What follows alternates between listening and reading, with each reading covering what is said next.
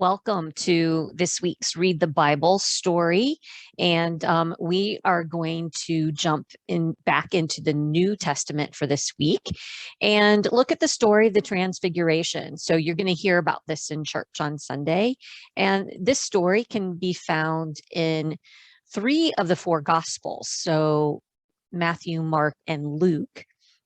In particular, this week in church, you will hear the reading from Luke, and that's chapter 9, verses 28 through 36.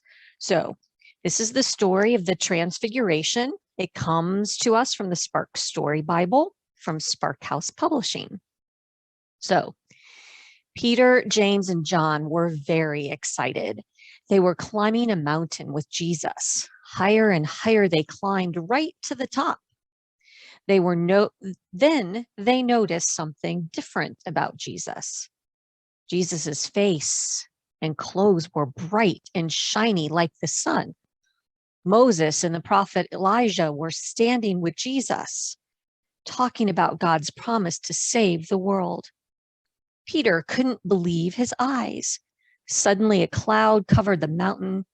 A voice said, "This is my son. Listen to him." The voice was God, and Peter, James, and John covered their faces.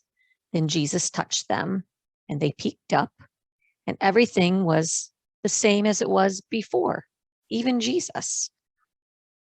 On the way back down the mountain, Jesus, Peter, James, and John talked about God's promise, but they didn't tell anyone else what had happened on the mountain for a very long time.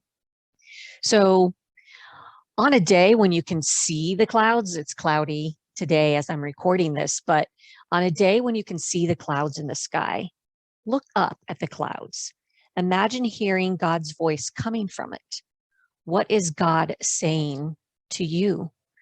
There you can see Peter, James, and John, and Jesus, Moses, and Elijah.